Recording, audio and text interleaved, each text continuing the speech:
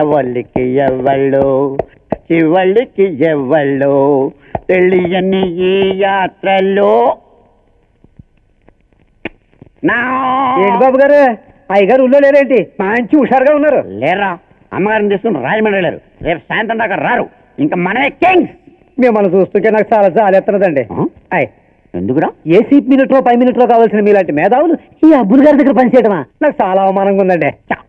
నిజంగా అంత అవమానంగా ఉందంటరా? అవమానం మెల్లగంటానండి బాబు. తలకాయ బద్దలు పడుకొని చచ్చిపోదాం అనిపిస్తుందండి. ఏరా, నిజంగా నేనంటే అంత అభిమానం ఏంట్రా? నాకు వద్దండి బాబు. అభిమానం చేస్తున్నప్పుడు కాదనకూడదు, తీసుకో.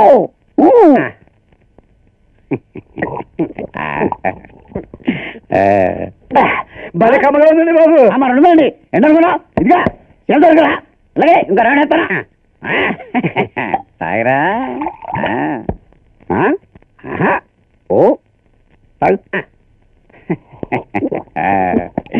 అరే లేరా, లేదు చెప్తాను. ఆ కండవ తీసి ఇదిగా ఈ చొక్కా వేసుకో. ఎందుకండి బాబు? ఎందుకంటే చొక్కా వేసుకుంటావా చచ్చిపోతావా? వేసుకుంటానండి. వేసుకోమరే, నేను చెప్పేదే కదా. వేసుకో, బోల్డ్ పని ఉంది నీతోటే.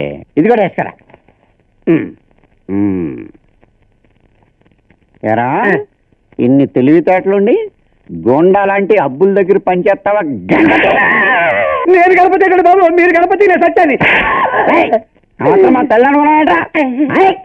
నా చొక్కా తొడుక్కుని నా తువ్వాలు బుధం మీద వేసుకున్న తర్వాత తెల్లదాకా నువ్వే గణపతి. మరి మీరెవరండి? నేనా? గణపతి అంతరాత్మ. అంతరాత్మ? నాకు అంతరాత్మ ఉండకూడదా? ఉండొచ్చండి.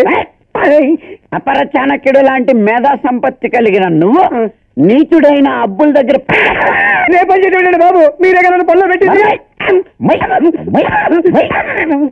అనునిత్యం తాగి భార్యను హింసిస్తున్న కిరాతకుడికి కుళ్ళు కుళ్ళు సలహాలు ఇస్తూ వాడి చేత నీచపు పనులు చేస్తున్నా నీ బతుకు ఒక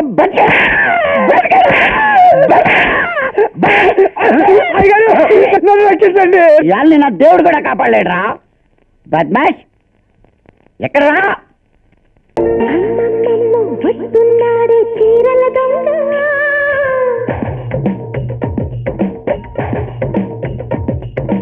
అడగక ముందే తీరుస్తాడే చీకటి బెంగ.